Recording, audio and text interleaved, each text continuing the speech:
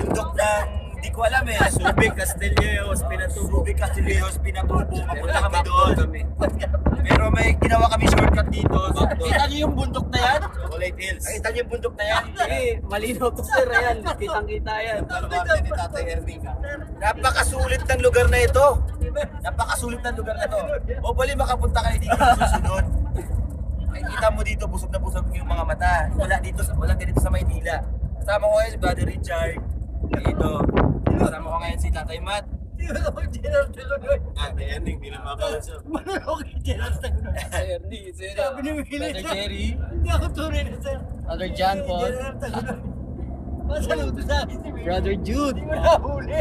And si brother. Nahuli ka. Paano siya malulog? Brother. Brother Willie. Oh, hello ka dyan. PJ yan. Alam mo yung may-ari ng ano, ng bundok. Yan po yung... Ayan po yung may-ari ng bundok. Hindi na ako papatuloy. Wala sila, hindi sila nakasunod sa likod. Ba't si Willie? Okay lang yan.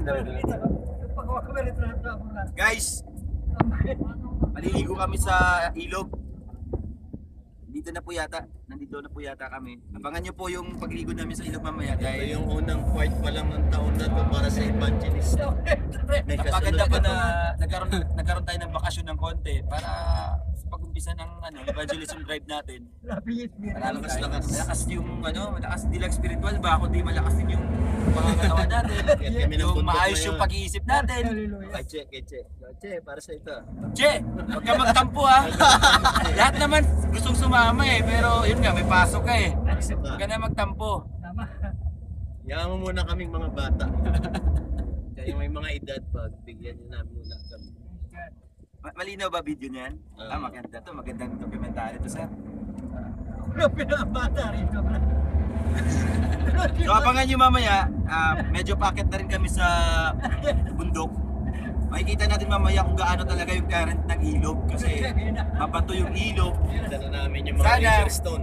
Sana matubig yung mataas yung tubig ng ilog, hindi lang yung 11 feet daw sir. 7 feet? 11 11 feet? Ilog lang yun. Balita daw namin, meron daw aswang doon pero Gwapo sabi daw doon, wag daw kami magpagabi kasi may aswang pero gwapo lang daw ang tinitira ng aswang. Eh, malas ang aswang, wala namang gwapo dito eh. Jan Paul. John Ray. Kaya abangan nyo mamaya. Cut muna tayo ngayon. Mamaya,